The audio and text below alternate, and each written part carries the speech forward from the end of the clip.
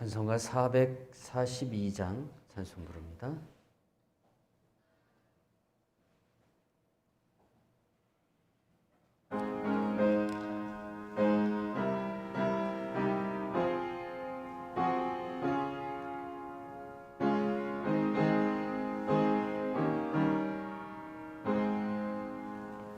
저 장미꽃 위에 있을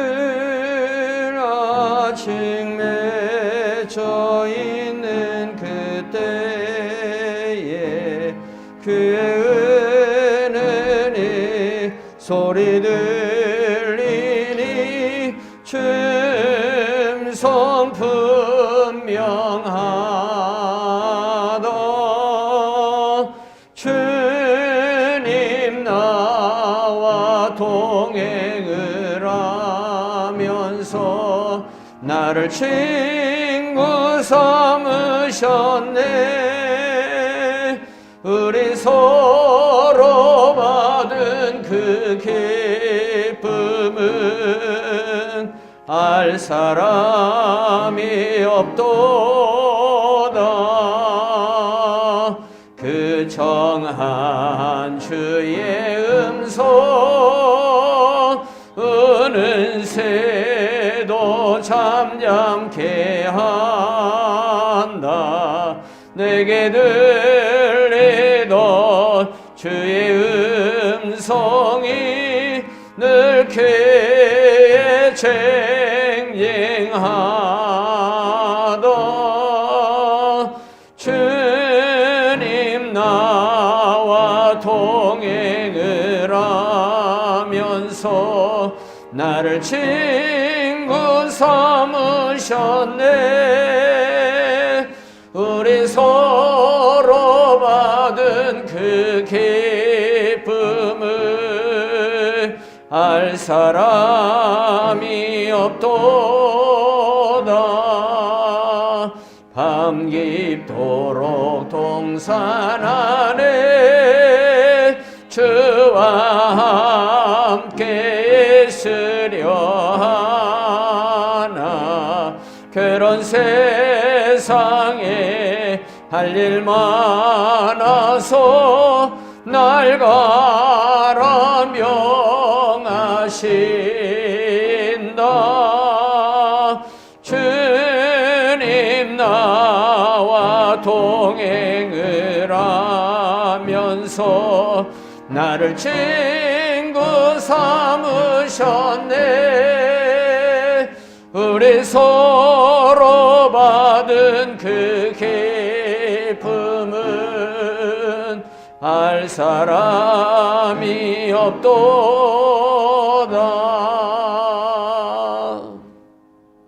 486장 찬송 부릅니다.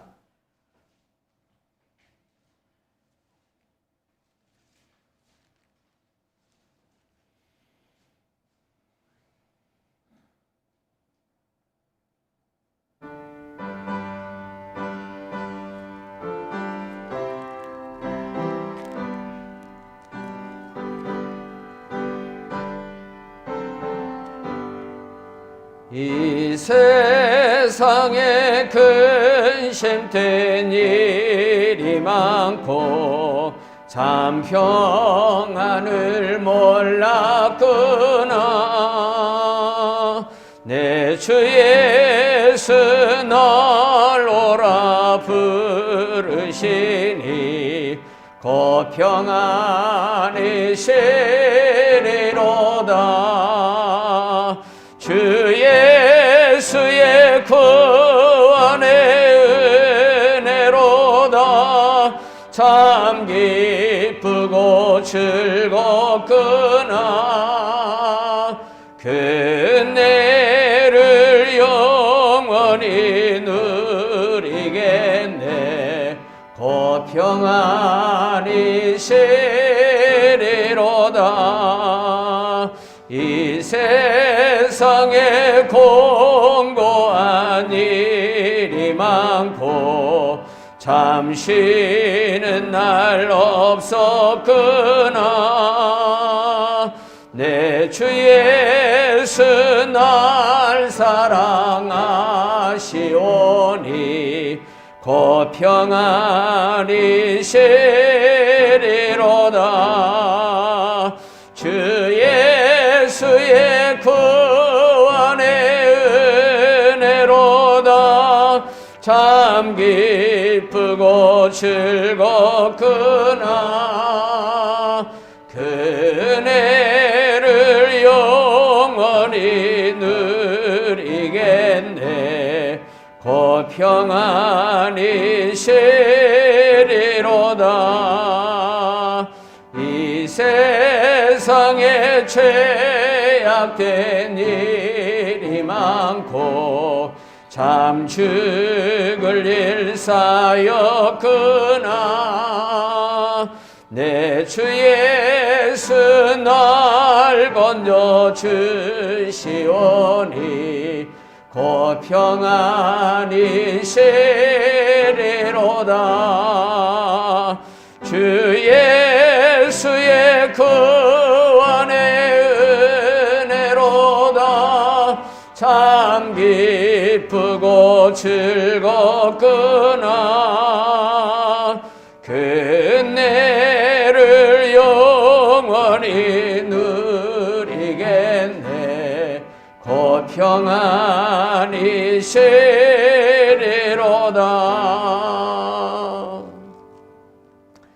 490장 한 장 더 부르고 주일 오전 예배 하나님 앞에 드리겠습니다. 490장입니다.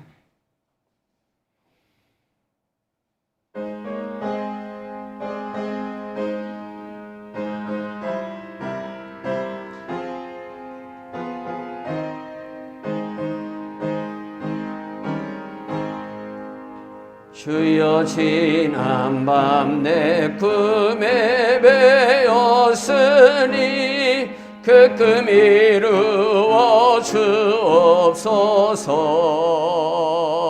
밤과 아침에 계시로 보여주소. 항상 은혜를 주옵소서. 나의 놀라운 꿈 청량남이 끼는 장차 큰 은혜 받을 편에. 나의 놀라운 꿈 청량 이루어져 주님 얼굴을 배우리라.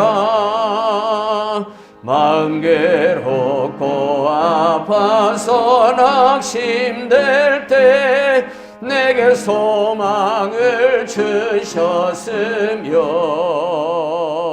내가 영광의 주님을 바라보니 앞길 환하게 보이도다. 나의 놀라운 꿈 청량남이 끼는 장차 큰 은혜 받을 편에. 나의 놀라운 꿈 청량 이루어져 주님 얼굴을 배우리라. 세상 풍조는 나날이 변하여도 나는 내 믿음 지키리니. 인생 살다가 죽음이 꿈 같으나 오직 내 꿈은 참되리라. 나의 놀라운 꿈 청량남이 끼는 장차 큰 은혜 받을 편에. 나의 놀라운 꿈 청량 이루어져 주님 얼굴을 배우리라. 다 같이 묵상 기도드림으로 하나님 앞에 주일 오전 예배 드립니다. 기도하겠습니다. 아버지께 참되게 예배하는 자들은 영과 진리로 예배할 때가 오나니 곧 이때라. 아버지께서는 자기에게 이렇게 예배하는 자들을 찾으시느니라. 아멘.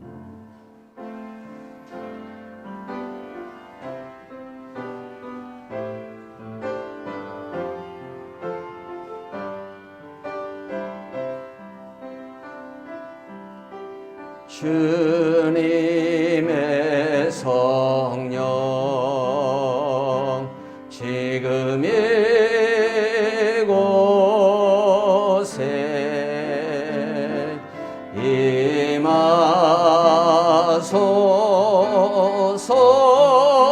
임하소서 임하소서 주님의 성령 지금 이곳에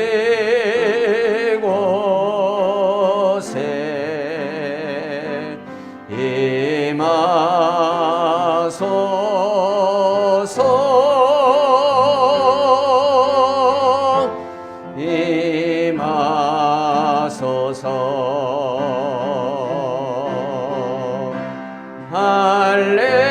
할렐루야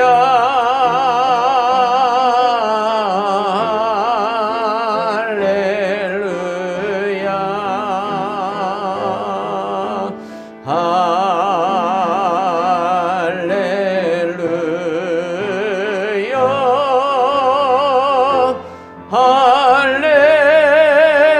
할렐루야.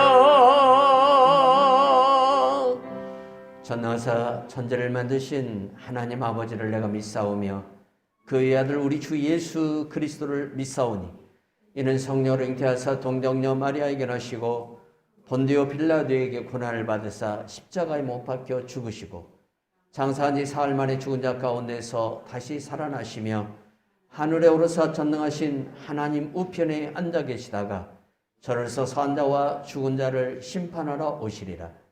성령을 믿사오며 거룩한 공의와 성도가 서로 교통하는 것과 죄를 사하여 주시는 것과 몸이 다시 사는 것과 영원히 사는 것을 믿사옵나이다. 아멘. 교동문 제6번 시편에 있는 말씀 함께 교독합니다. 여호와여 일어나옵소서. 하나님이여 손을 드옵소서. 가난한 자들을 잊지 마옵소서. 어찌하여 악인이 하나님을 멸시하여 그의 마음에 이르기를 주는 감찰하지 아니하리라 하나이까. 주께서는 보셨나이다. 주는 재앙과 원한을 감찰하시고 주의 손으로 갚으려 하시오니 외로운 자가 주를 의지하나이다. 주는 벌써부터 고아를 도우시는 이신이이다. 악인의 발을 꺾으소서. 악한 자의 악을 더 이상 찾아낼 수 없을 때까지 찾으소서.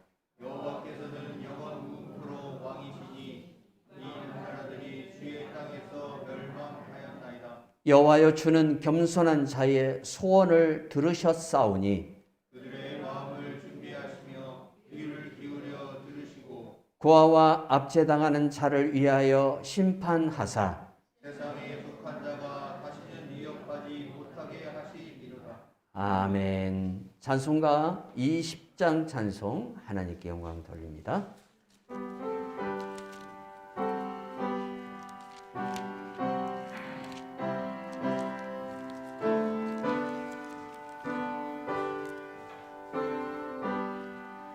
큰 영광 중에 계신 주 나 찬송합니다.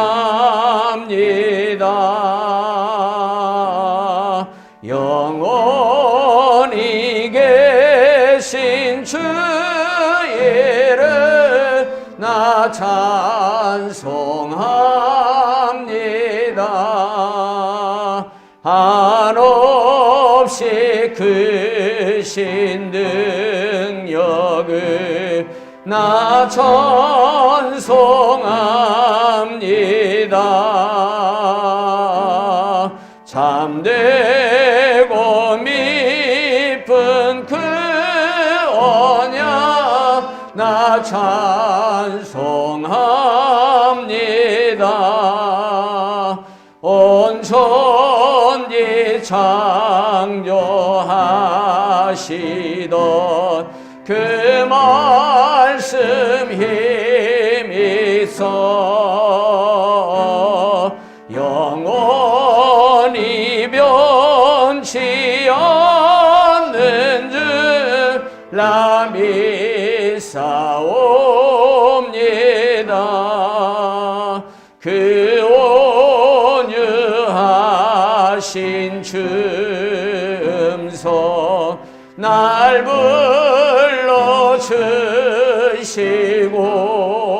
불러주시고 그 품에 품어주시니 나 찬송합니다.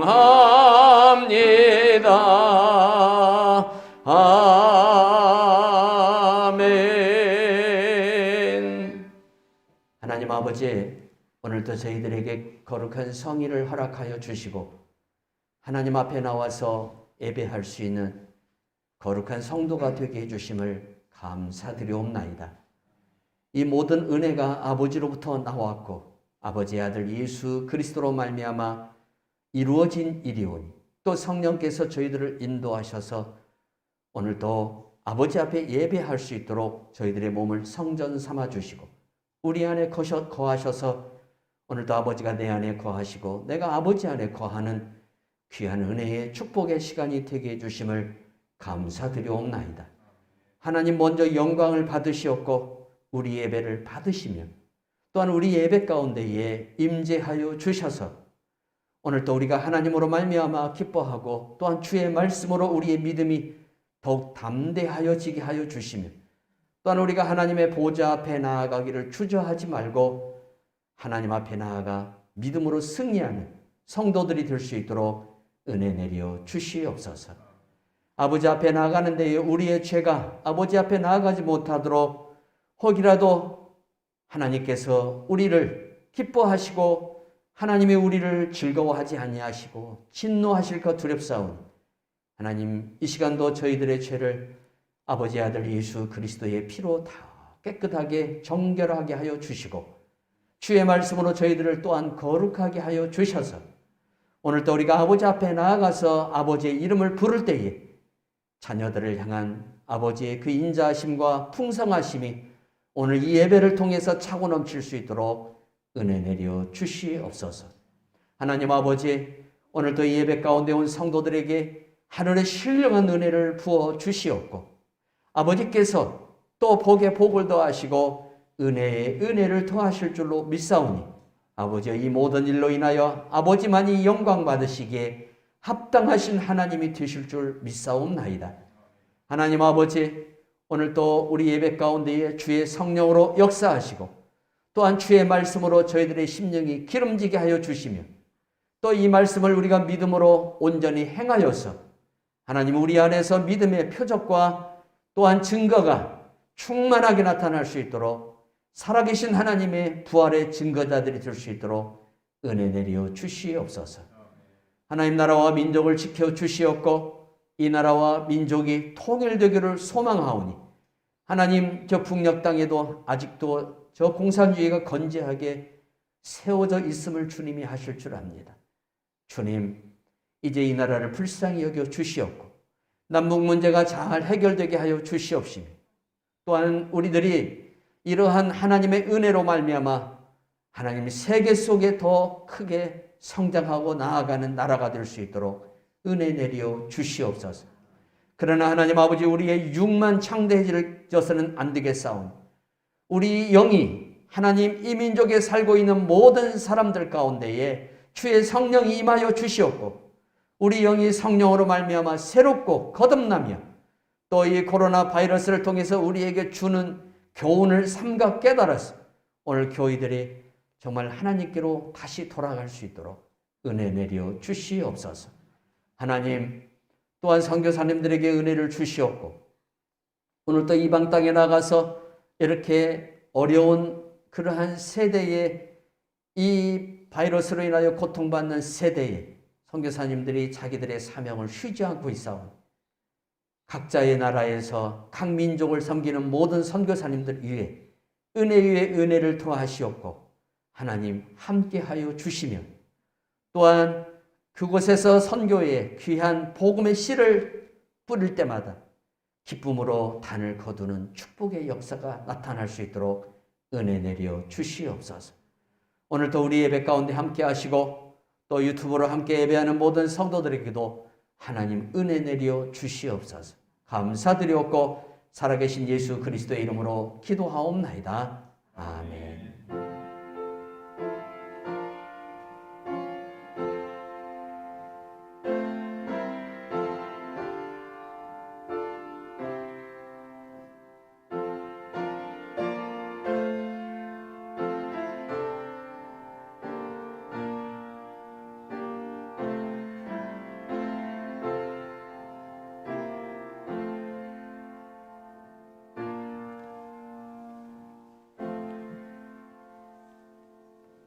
하나님의 말씀 고린도후서 신약성경 고린도후서 1장 3절에서 11절에 있는 말씀까지입니다. 신약성경 제성경 286쪽에 있습니다. 고린도후서 1장 3절에서 11절에 있는 말씀까지 한 절씩 나눠 읽고 마지막 절은 같이 읽겠습니다. 찬송하리로다. 그는 우리 주 예수 그리스도의 하나님이시요 자비의 아버지시요 모든 위로의 하나님이시며 우리의 모든 환난 중에서 우리를 위로하사 우리로 하여금 하나님께 받는 위로로서 모든 환난 중에 있는 자들을 능히 위로하게 하시는 이시로다. 그리스도의 고난이 우리에게 넘친 것 같이 우리가 받는 위로도 그리스도로 말미암아 넘치는 도다.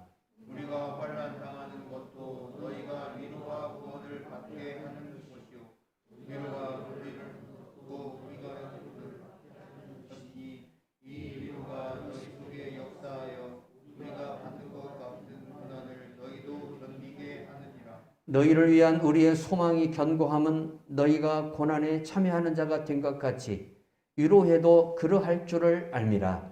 형제들아, 우리가 아시아에서 당한 환난을 너희가 모르기를 원하지 아니하노니 힘에 겹도록 심한 고난을 당하여 살 소망까지 끊어지고 우리는 우리 자신이 사형 선고를 받은 줄 알았으니 이는 우리로 자기를 의지하지 말고 오직 죽은 자를 다시 살리시는 하나님만 의지하게 하심이라.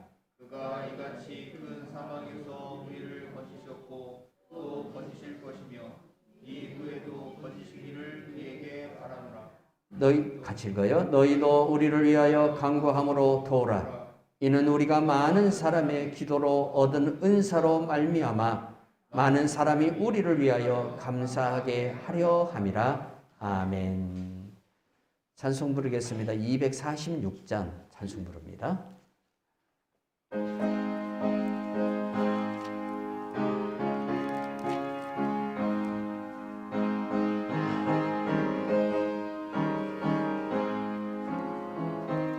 나 가나안 땅 귀한 성에 들어가려고 내 무거운 짐 벗어버렸네.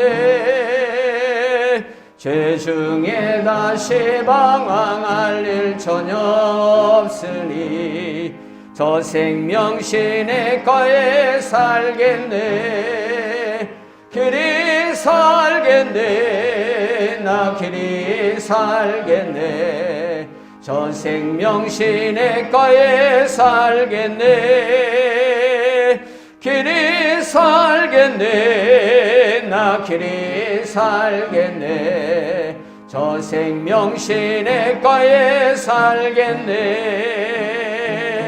그 불과 구름 기둥으로 인도하시니 나 가는 길에 영통하겠네. 그 요단강을 내가 지금 건넌 후에는 저 생명 시내가에 살겠네. 길이 살겠네. 나 길이 살겠네. 저 생명 시내가에 살겠네. 길이 살겠네. 나 길이 살겠네. 저 생명 시냇가에 살겠네.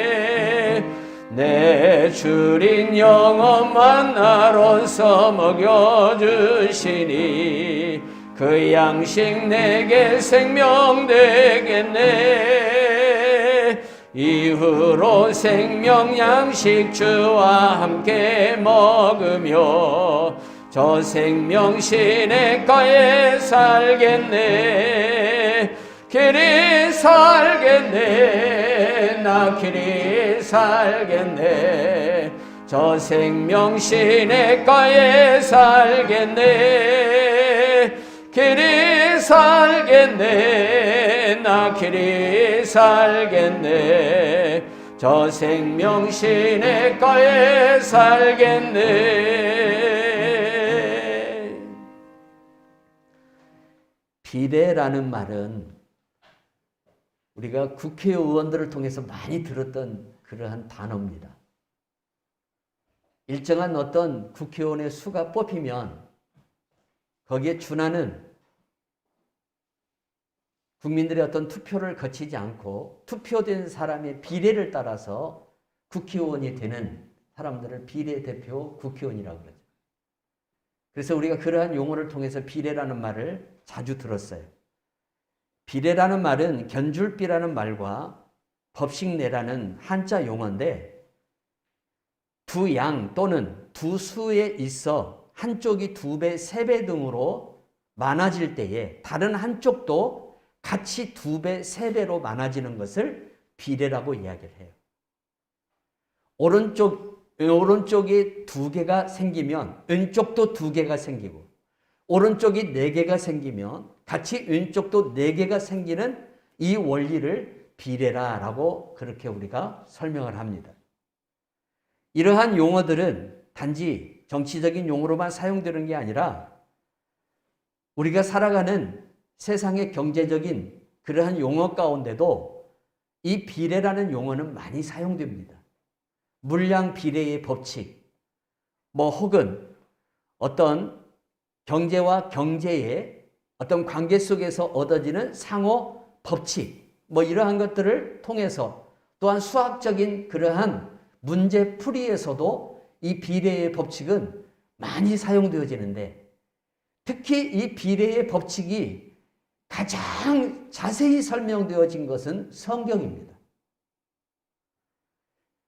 오른쪽이 4개가 되면 왼쪽도 4개가 되는 이 원리, 왼쪽이 4개가 되면 오른쪽도 4개가 되는 이 원리가 이미 성경에서 이 비례의 원리가 성경에서 많이 나타나고 있어요.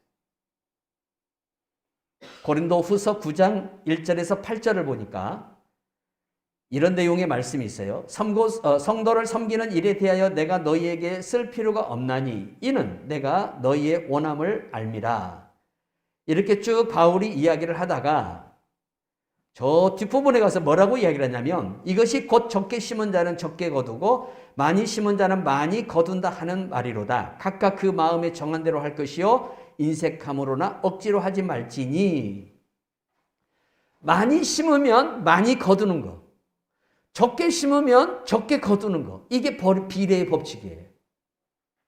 내가 많이 심으면 하나님께서 내게 많이 주지만 내가 적게 심으면 또 적은 대로 주시는 거예요. 이게 성경에서 말하는 비례의 모습이라고 볼 수 있어요. 갈라디아서 6장 6절에서 10절에 보니까 가르침을 받는 자는 말씀을 가르치는 자와 모든 것을 함께하라. 스스로 속이지 말라. 하나님은 업신여김을 받지 아니하시나니 사람이 무엇으로 심든지 그대로 거두리라. 자기 육체를 위하여 심는 자는 육체로부터 썩어질 것을 거두고 성령을 위하여 심는 자는 성령으로부터 영생을 거두리라. 우리가 선을 행하되 낙심하지 말지니 포기하지 아니하면 때가 이름에 거두리라. 육을 심은 자는 육으로부터 썩어질 것을 거둔다 그랬어요.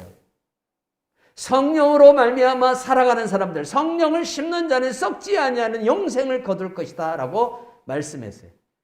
이 말씀은 우리나라 사람들 좀 나이가 드신 분들은 아마 기억 속에 선명하게 아마 남아있을 겁니다. 박정희 대통령이 죽었을 때에 장례식장에 기독교를 대표로 하는 강원영 목사님이 단에 올라가셔서 다른 말은 일절하지 않고 이 성경 구절만 딱 읽고 내려왔어요. 무엇을 심느냐? 육을 심느냐? 그러면 육을 거두는 거예요. 썩어지는 것을 거두고 성령으로 말미암아 심는 사람은 성령으로 말미암아 영생을 거둔다는 이 비례의 법칙이 신앙생활을 하는 우리들에게 항상 따라다녀요. 우리는 이 법칙 안에서 살고 있다는 사실이에요. 하나님은 우리에게 구원의 은혜를 주시는데 이 은혜는 비례의 법칙에 의해서 주어지는 은혜가 아닙니다. 내가 이만큼 했기 때문에 이만큼 주는 것이 구원이 아닙니다. 구원이라는 것은 내가 무엇을 해서 주는 것이 아니라 하나님께서 나를 사랑하셔서 내게 주신 겁니다. 이게 구원이에요. 그래서 구원은 비례의 법칙으로 주어지는 게 아니라 일방적으로 하나님이 내게 주시는 은혜예요. 그러나 이 구원의 은혜를 제외한 내가 살아가면서 필요한 모든 일들과 필요한 모든 것들은 하나님께서 우리에게 은사로 주시는데 이 모든 것들을 어떤 방식으로 주냐면 비례의 법칙으로 주셔요. 은사는 내가 구한 만큼 주시고 내가 필요로 한 만큼 주셔요. 내가 구하지 아니하면 하나님이 주시지 않아요. 그래서 하나님이시고 하나님의 아들로 오신 예수님이 우리에게 구하라, 두드리라, 찾으라라고 말씀하신 거예요. 구원이라는 것은 하나님께서 내게 불가항력적인 은혜로 주시는 거지만 은사라는 것은 하나님이 나의 구함과 나의 원함과 나의 소망을 통해서 주시는 비례의 법칙으로 나타난다는 사실이에요. 우리 하나님께서는 이 땅에 오셔서 구원의 사역을 하실 때에 이 구원의 사역도 혼자만 하신 것이 아니라 유기적인 관계를 통해서 구원을 완성하는 것을 볼 수가 있어요.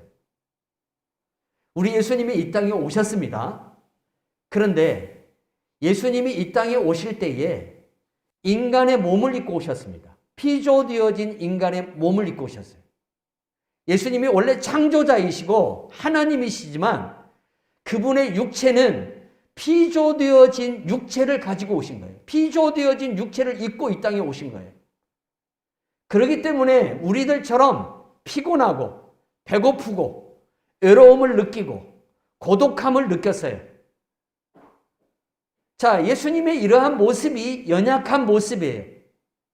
예수님도 우리들처럼 연약한 몸을 가지고 있었다는 사실이에요. 그러나 우리처럼 죄의 몸을 가지고 있는 게 아니라 그분은 죄가 없으신 몸을 가지고 계셔요. 그래서 이 연약한 몸을 가지고 그분이 하나님의 이 구원의 사역을 감당하는 데에 많은 어려움이 있겠죠. 부활하신 이후의 주님의 몸과 고난을 받기 이전의 주님의 몸, 고난을 받기까지 주님의 몸은 너무나 틀려요. 부활하신 이후에는 시간과 공간을 초월하시는 영광의 몸으로 부활하셨지만 예수님께서 부활하기 이전까지의 몸은 우리들처럼 피곤하시고 배고프시고 고단하신 그런 몸을 갖고 계셨다는 사실이에요. 그러면 이 몸을 가지고 하나님의 이 구원을 완성해야 될 하나님의 아들로 이 땅에 오신 예수님을 하나님은 그냥 바라만 보고 있었는가? 아니죠. 우리 하나님은 성삼위 하나님인데 하나님의 이 특징이 뭐냐면 유기적 관계라는 거예요. 우리 몸이 여러분 장기들이 있습니다. 우리 몸의 지체도 여러 가지로 나누어집니다. 그러나 이 몸을 우리가 한 몸으로 움직이고 우리가 원하는 어떤 그런 행위와 원하는 뜻을 이룰 때에 이 몸의 모든 기능이 다 사용되는데, 이런 관계를 가리켜서 뭐라고 이야기하냐면 유기적 관계라고 그래요.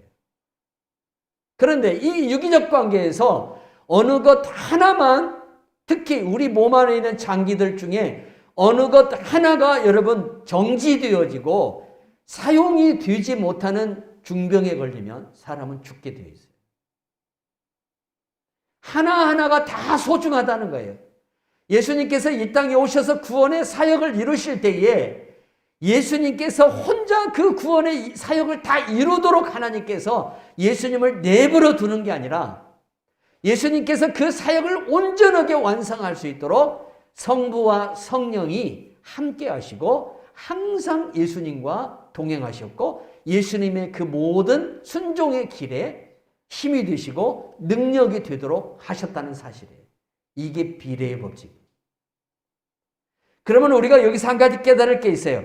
하나님께서 우리들을 인도하시고 우리에게 어떤 사명을 주시고 하나님께서 우리로 말미암아 영광을 받으실 만한 그러한 귀한 일들을 우리에게 맡겨서 할 때에 하나님은 내가 너에게 일을 줬으니까 너 혼자 알아서 해. 그리고 나중에 내가 어떻게 했는가 볼 거야. 그렇게 하나님은 어떤 유치원 선생님처럼 그렇게 말하지 않는다는 거예요. 나에게 일을 맡기시고 나에게 사명을 맡기신 하나님은 내가 그 일을 잘 감당할 수 있도록 내 안에 주님의 성령을 보내주시고 그 성령이 나를 도우시고 성령이 나를 인도하셔서 또 하나님의 말씀을 내게 주셔서 우리가 그 말씀대로 온전히 믿음으로 나아가도록 하여서 끝내는 뭘 이루어요? 하나님의 영광을 이루도록 만들어주신다는 거예요. 이게 하나님과 나와 유기적 관계예요. 하나님 우리를 그렇게 인도하셔요. 방치하시는 분이 아니에요. 이렇게 해서 뭘 이루냐? 하나님이 원하는 뜻, 하나님이 원하는 선을 이루시는 거예요. 성도와 성도도 마찬가지예요. 하나님께서 우리가 만나고 너와 내가 만나는 이 관계는 단지 너와 내가 그냥 교인으로서만 같이 교회를 다닌다라는 걸로 끝나는 것이 아니라 너와 내가 유기적 관계가 되어서 너와 내가 함께 하나님과 동행함으로 하나님이 내 안에 거하고 네 안에도 거함으로 말미암아 하나님과 또 너와 내가 하나가 되어서 협력해서 하나님이 우리를 통해서 이 교회를 통해서 하시고자 하는 일을 이루시겠다는 거예요. 이게 유기적 관계예요. 이게 비례의 관계예요. 하나님의 사랑은 항상 이런 식으로 나타나요. 이렇게 역사되어진다는 사실입니다. 그래서 우리가 그리스도의 나심과 그리스도의 오심과 또한 이러한 모든 과정을 성경을 통해서 하나하나 살펴보면 관계라는 것이 얼마나 아름다운 것인가를 우리가 깨달을 수 있어요. 이것을 가리켜서 관계의 미학이라고 그래요. 관계의 미학. 너무 아름다워요. 성도 여러분, 하나님은 어느 것 하나에다가 모든 것을 위임해주고 모든 것을 독재하게 하고 모든 것을 주관하도록 하지 않았습니다. 저 낮에 뜨는 태양을 보세요. 밤에 뜨는 달을 보세요. 우리는 저 태양과 달의 영향을 직접적으로 받고 살아가는 그런 환경 속에 있습니다. 왜 그러냐? 창세기 1장에 주님이 이 두 광명체를 통해서 이 지구를, 이 빛의 문제를 주관하도록 만들어 주셨어요. 그런데 하나님께서 태양에다가만 모든 것을 다 맡기지 않고 달에게도 태양에게도 그것을 같이 주어서 이 두 광명체가 자기의 기능을 온전히 함으로 말미암아 우리가 이 땅에서 사람으로서 살아가는데 하나님의 백성으로 살아가는 데에 어려움이 없도록 하나님이 만들어 주셨다는 거예요. 이것이 뭐예요? 유기적 관계예요. 하나님은 이 자연조차도 어떤 관계로 맺어요? 유기적 관계를 통해서 역사하고 계신다는 거예요. 여러분, 햇볕이 안 나면 채소값이 올라갑니다. 그러나 좋은 날씨가 진행되면 채소들이 많이 나와서 가격이 좀 아무래도 내려가죠. 여러분, 이 원리를 한번 보세요. 하나님은 저 햇빛을 통해서 달빛을 통해서 우리가 취해서 먹을 수 있는 것들을 먹게 하고 입게 하고 마시게 하는 거예요. 그렇게 함으로 말미암아 우리가 하나님의 백성으로서 이 세상에서 흠이 없이 살아갈 수 있도록, 그 모자람이 없이 살아갈 수 있도록 하나님이 우리에게 뭘 주시는 거예요? 은혜를 주시는 거예요. 각자가 각자의 기능을 함으로 말미암아 뭐예요? 유기적 관계가 이루어져서 이 유기적 관계를 통해서 어떤 일이 벌어져요? 결국에는 하나님의 영광이 나타나는 거예요. 이게 비례의 법칙이에요. 아내와 남편을 주셨어요. 남편과 아내를 주셨어요. 여러분, 가장 유기적 관계는 남편과 아내입니다. 남편과 아내가 서로 유기적 관계가 되지 않으면 그 유기적 관계가 되지 않음으로 인해서 흘러나오는 나쁜 영향은 자녀들이 다 받습니다. 다 받아요. 그러나 아내와 남편이 유기적 관계를 통해서 그리스도와 같이 한 몸을 이루면 여러분, 그 흘러나오는 축복의 은혜가 누구에게 다 흘러가냐면 자녀들에게 흘러가요. 그래서 시편에 네 아내는 결실한 포도나무 같고 네 어린 자녀들은 어린 감람나무 같다라고 표현한 거예요. 하나님은 오늘 우리들이 살아가는 모든 일들을 다 이 관계를 통해서, 서로가 서로와 관계되어져 있는 이 관계를 통해서 우리가 유익을 얻도록 그렇게 만드셨다는 겁니다. 창조도 그렇게 만드셨다는 겁니다. 우리가 믿음의 생활을 할 때 하나님은 어떻게 우리를 위로하시고 어떻게 우리에게 은혜를 주실까요? 자, 오늘 바울이 고린도 후서를 통해서 어떤 이야기를 하냐면, 정말 살기 힘들다. 사명의 길을 간다는 것이 이렇게 힘든가? 아시아에서 당한 환난으로 인해서 자기의 살아갈 삶의 소망이 끊어졌다라고 이야기하고 있어요.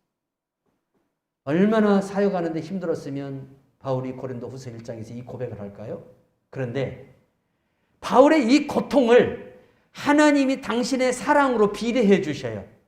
바울이 고통을 당한 만큼 하나님께서 바울을 위로로 비례해 주는 거예요. 쉽게 말하면 바울이 고통을 10개를 당하면 하나님이 바울을 10개의 위로를 주시는데 어떻게 주시느냐 이거예요. 고린도 후서 7장 12절에서 16절 같이 읽어볼까요?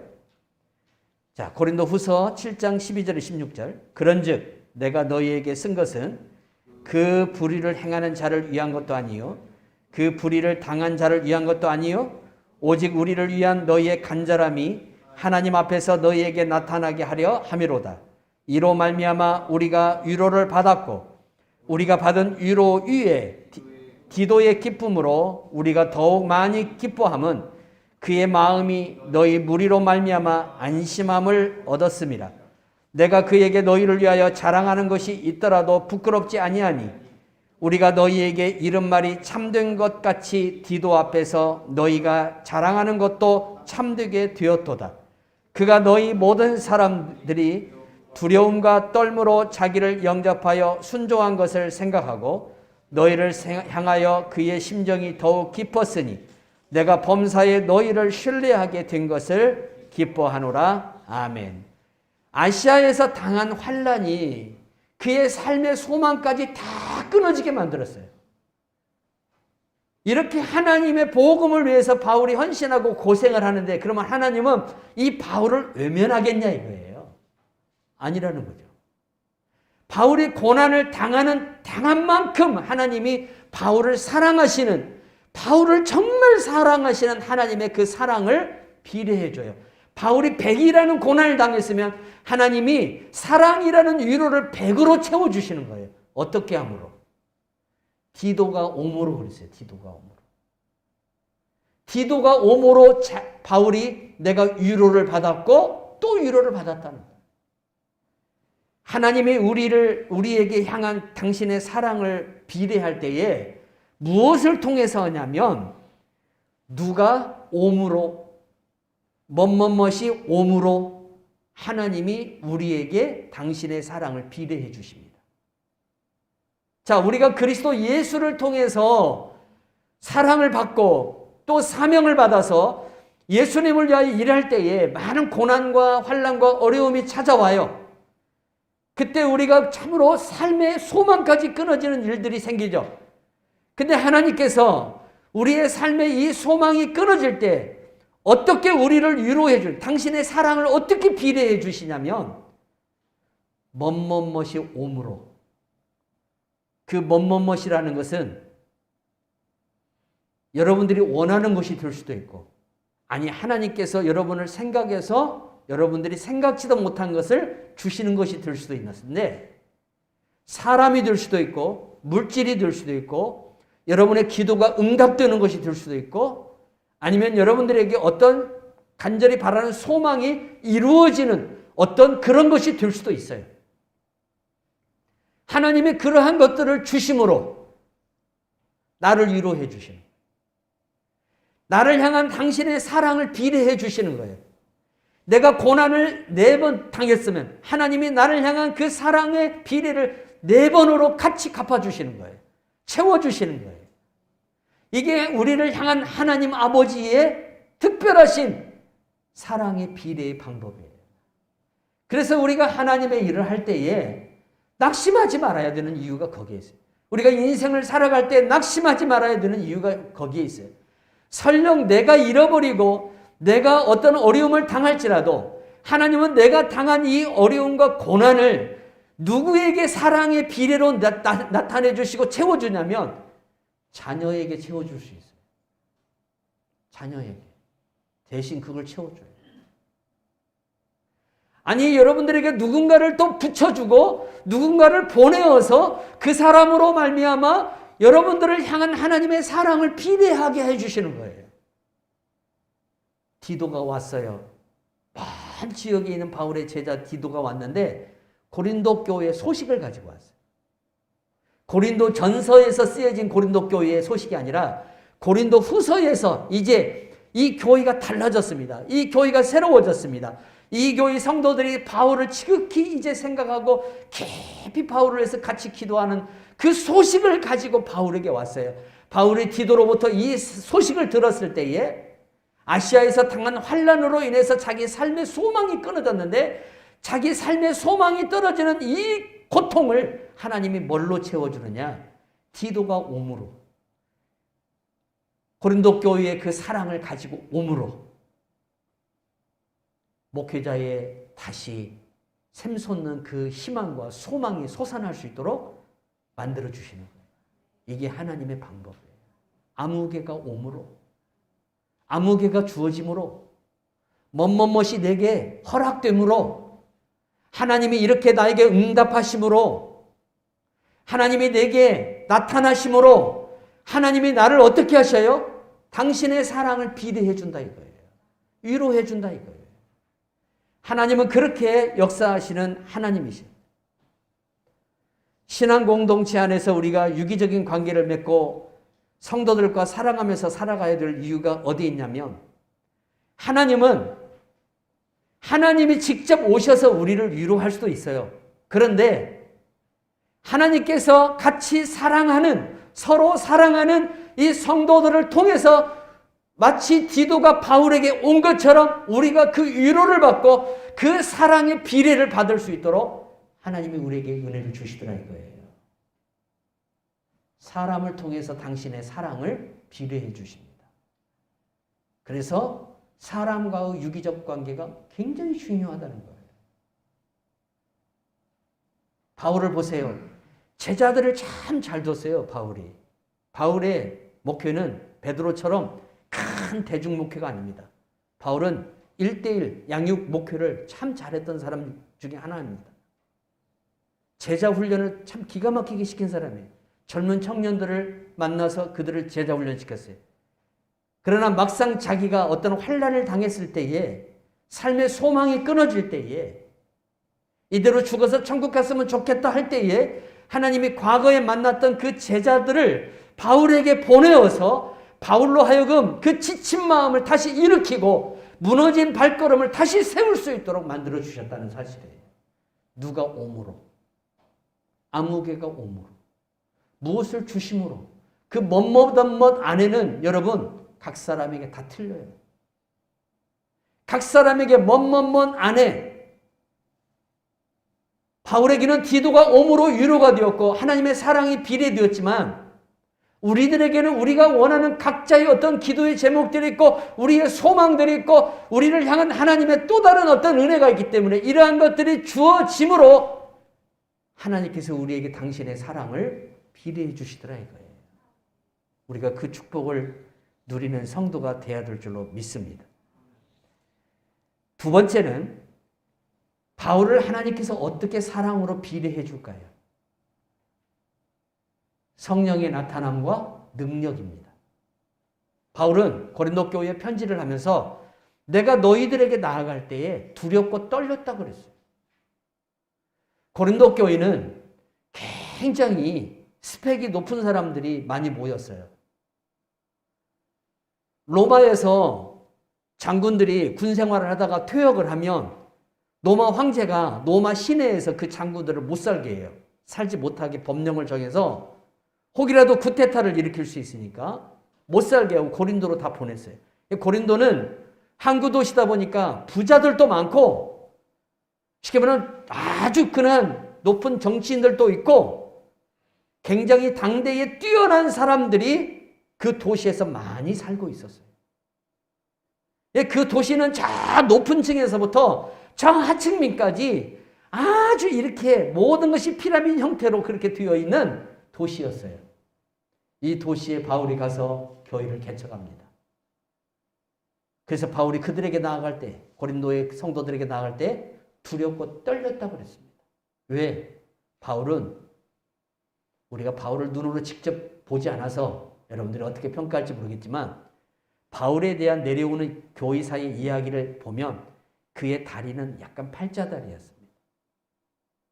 그리고 그는 저보다도 머리가 더 빠져 있는 사람이었습니다. 그리고 말에 좀 어둔했습니다. 이 글은 굉장히 잘 썼어요, 바울이. 근데 언변은 아볼로를 따라갈 수 없었어요. 그러한 약점을 가지고 있었어요. 더군다나 지난 시간으로 가면 그는 아직도 사도들로부터 이상한 눈빛을 받고 있는 사람이었어요. 왜? 과거 교회를 핍박했던 사람이기 때문에.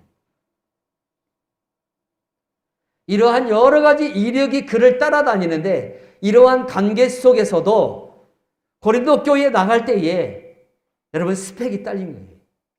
바울도 정말 배울 만큼 배운 사람이잖아요. 그런데 여러 가지 그 사회적 이력서가 그에게 딸린 거예요. 그래서 바울이 그들 앞에 나갈 때 두렵고 떨렸다 그랬어요.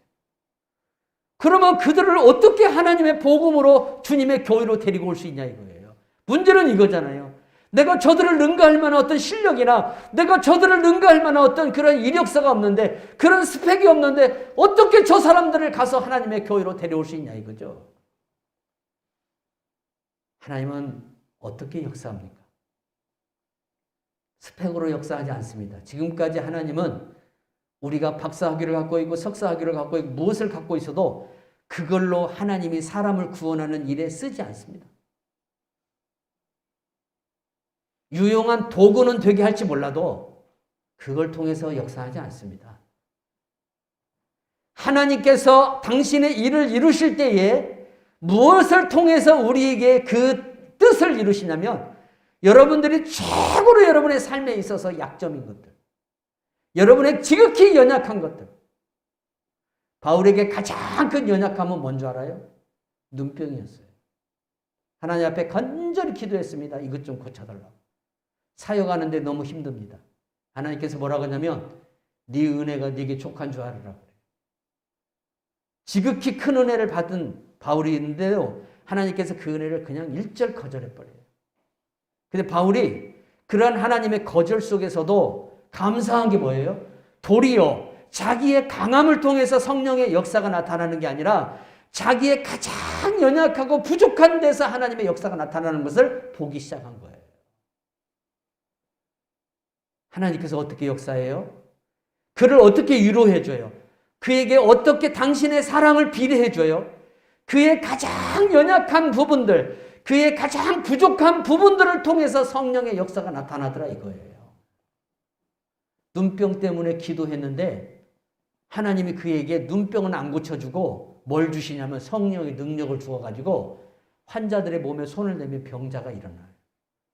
죽은 자가 살아나는 역사가 일어나요. 이 놀라운 역사가 사도 바울을 통해서 하나님의 표적으로 나타나고 기사로 나타납니다. 이겁니다, 여러분. 하나님이 당신의 사랑을 우리에게 비례할 때에 우리의 어떤 부분을 통로로 삼으시냐면 우리의 지극히 연약한 부분들입니다.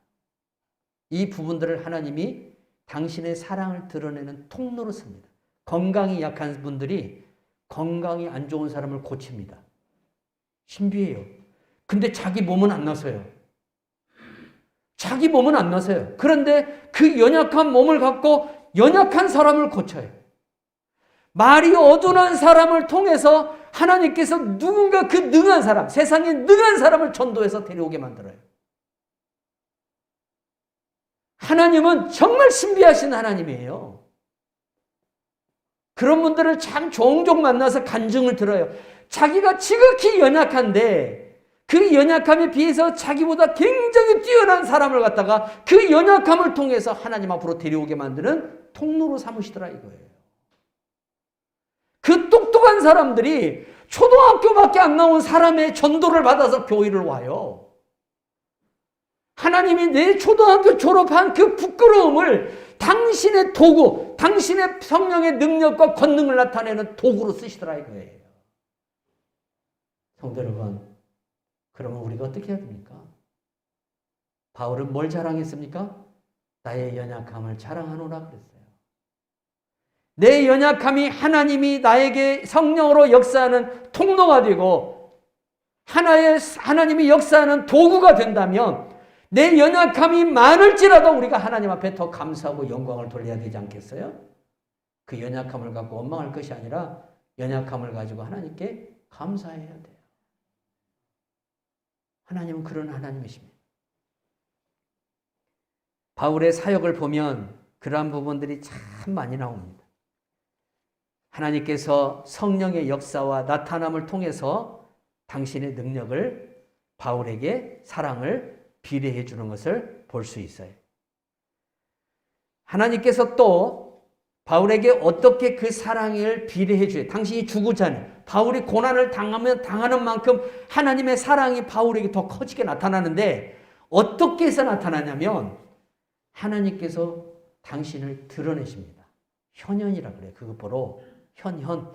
하나님이 당신의 실체를 드러내 주셔요. 우리가 정말 힘들고 어려울 때 주님 얼굴을 한 번만 봤으면 좋겠다 할 때에 여러분 그때 주님 한번 보면 얼마나 좋을까요? 근데 하나님은 꼭 그런 방식으로만 우리에게 당신을 드러내시는 건 아니에요. 때로는 꿈을 통해서도 때로는 환상을 통해서도 때로는 누군가 지나가는 사람과 우연히 만난 그 만남을 통해서도 하나님께서 당신을 드러내는 현현의 역사를 나타내셔요.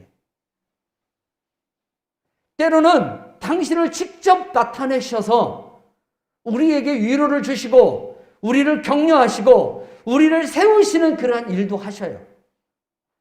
그 방법을 선택하는 것은 내가 하는 게 아니고 하나님이 하시는 거예요. 하나님께서 내게 이 방법으로 역사하면 이 방법으로 역사하고 저 방법으로 역사하면 저 방법으로 역사하는 거예요. 중요한 것은 하나님이 내게 나타나셨다는 겁니다. 이게 중요한 겁니다. 하나님께서 바울에게 나타나십니다.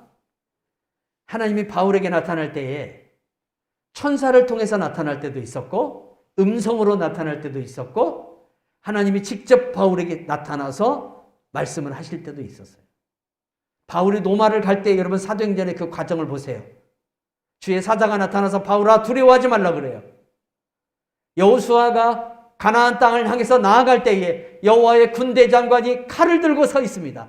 하나님이 오신 겁니다. 우리 성경에는 여호와의 군대 장관이라고 나오지만 히브리 원문을 보면 영어로 프린스라고 그래요. 하나님께서 왕자가 되어서 이 땅에 오신 거예요. 하나님께서 이 땅에 현현하신 거예요. 그러면서 여호수아에게 뭐라고 하냐면 네 신발을 벗으라 그래요. 여기는 거룩한 땅이라고 그래요. 그게 무슨 퍼포먼스냐면 이 전쟁은 거룩한 전쟁이라는 겁니다. 너희들이 거룩하면 이길 수 있는 전쟁이지만 너희들이 거룩하지 않으면 이 전쟁은 이길 수 없다는 거예요. 하나님이 나타나셔서 바울에게 뭐라 그래요? 싸움의 원리를 가르쳐줘요. 가나안 정복의 원리를 가르쳐줘요. 이 코로나 시대에 하나님께서 우리가 이 세상을 이겨나갈 수 있는 원리를 어디에서 줄까요? 뭘 통해서 줄까요? 경제학자들이 나와서 이런 얘기 저런 얘기, 정치인들이 나와서 이런 얘기 저런 얘기, 여러분 백해무약입니다. 우리가 오늘 이 코로나 시대를 이기고 이때에 하나님의 놀라운 역사가 우리의 삶에 나타나려면 하나님이 주시는 말씀을 들어야 돼요. 하나님의 말씀. 하나님이 여러분들에게 말씀으로 현현할 수 있고 하나님이 여러분들에게 직접 당신의 몸을 보여서 현현할 수도 있습니다. 그러나 그 방법은 하나님께 있는 겁니다. 중요한 것은 하나님이 내게 말씀을 줄 때 그 말씀을 붙들고 내가 이 어려운 코로나를 승리로 이끌 수 있다는 사실입니다. 우리는 그런 성도들이 돼야 됩니다. 여호수아에게 네가 서 있는 땅은 거룩한 땅, 신발을 벗으라고 그랬어요.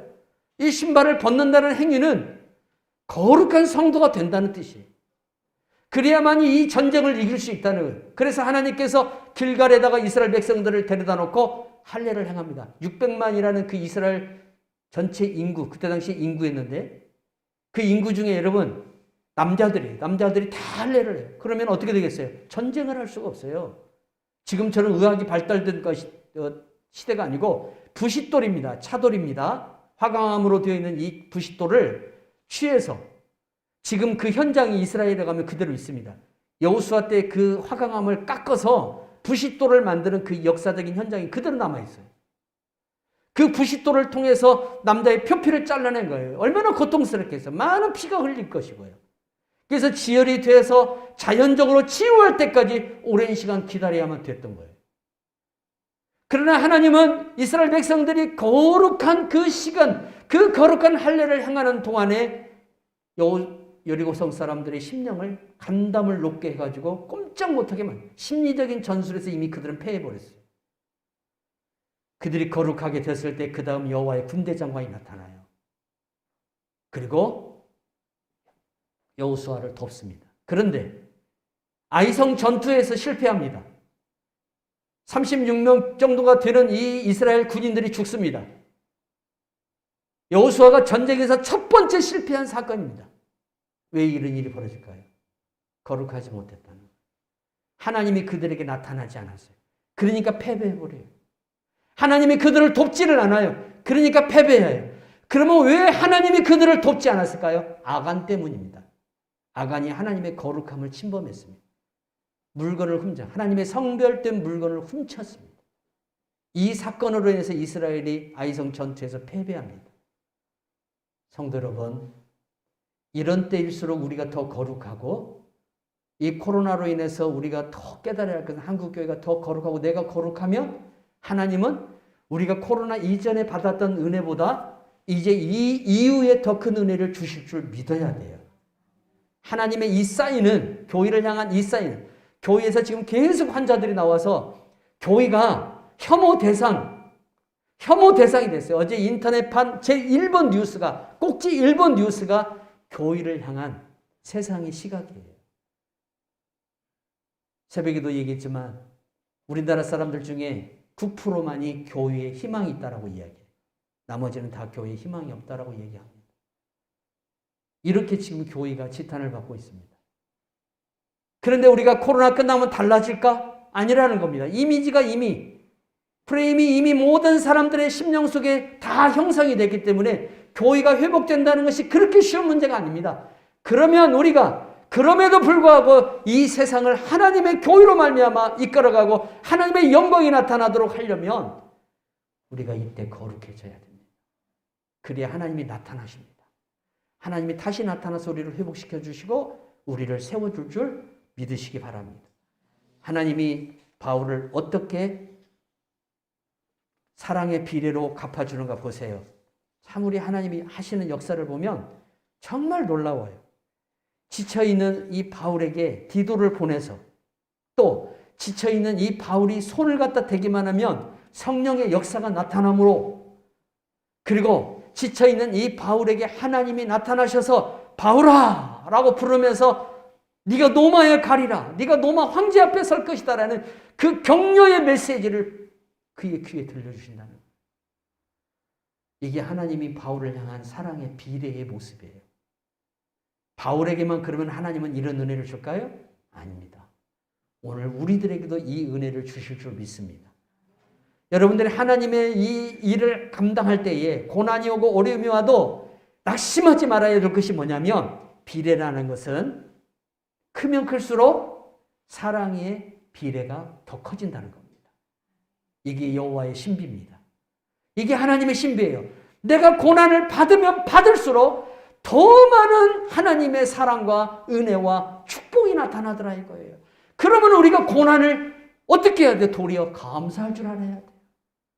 감사할 줄 알아야 돼. 그러한 성도들이 되기를 주 예수 그리스도의 이름으로 축원합니다. 하나님 아버지 감사합니다. 오늘도 우리가 이 예배 시간을 통해서 귀한 말씀 나누게 해주심을 감사드립니다.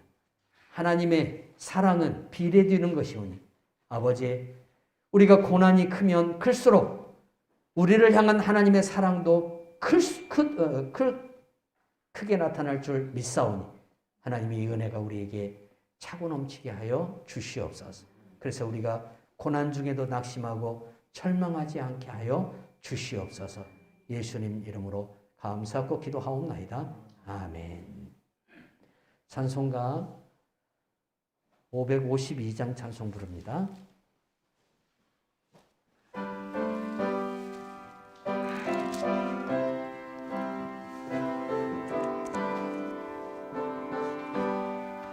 아침 해가 돋을 때 만물 신선하여라.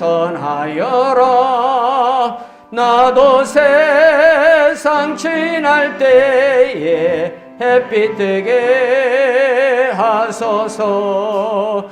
주여 너를 도우사 세월 호송 않고서 어두운 세상 지날 때 햇빛 되게 하소서. 새로운 광음을 보람 있게 보내고 주의 일을 행할 때에 햇빛 되게 하소서.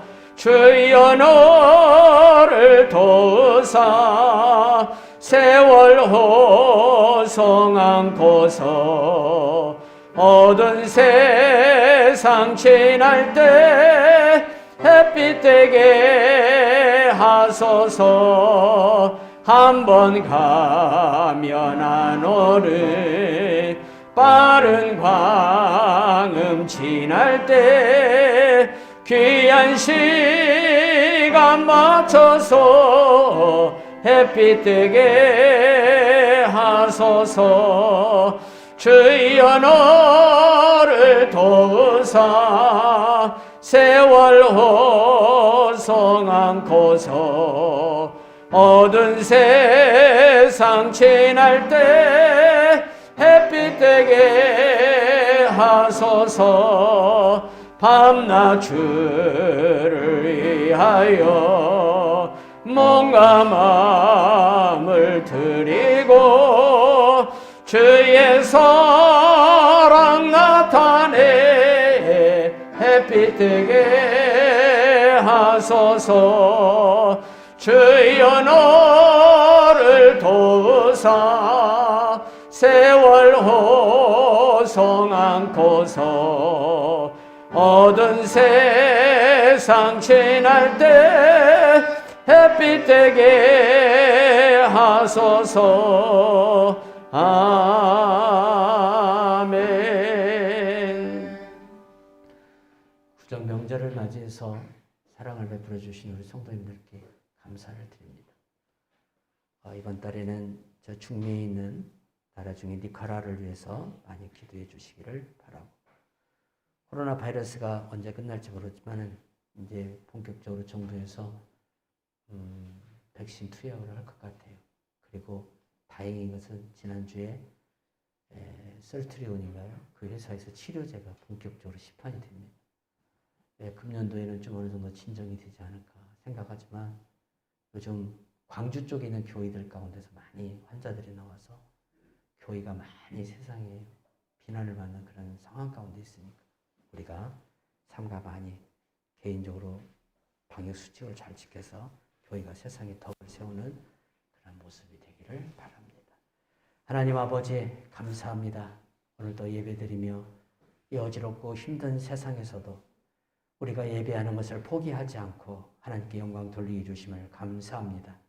성도들이 또 한 주간 살아갈 때 함께 하시고 또 근본 주간에는 구정명절이 끼어 있는데 친척들을 만나고 또 자녀들을 만나며 오고 가는 발걸음 하나님 지켜주시고 또한 만남 속에서 기쁨과 감사가 많이 차고 넘칠 수 있도록 은혜 내려 주시옵소서. 이 시간도 귀한 예물 드립니다. 성도들을 축복하여 주시고 큰 은혜로 역사하여 주시옵소서. 예수님 이름으로 감사하고 기도하옵나이다. 아멘. 일어나셔서 이 믿음 더 굳세라 1절 부르겠습니다.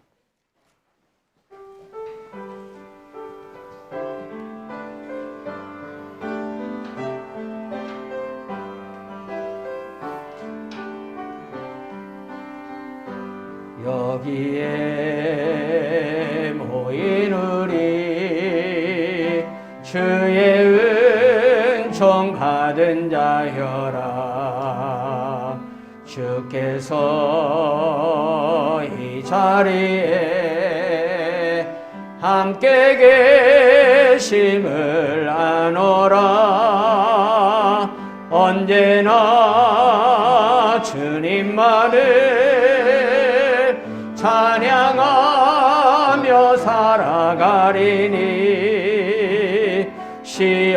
시험을 당할 때도 함께 계심을 믿노라. 이 믿음도 굳세라. 주가 지켜주신다. 어두운 밤에도 주의 밝은 빛 인도하여 주신다. 이제는 우리 주 예수 그리스도의 은혜와 하나님 아버지의 크신 사랑과 성령 하나님의 함께 하심이 오늘도 아버지 앞에 나와서 예배하며 찬송과 영광을 돌린 사랑하는 성도들 위해 이제로부터 영원토록 함께 있을지어다. 아멘.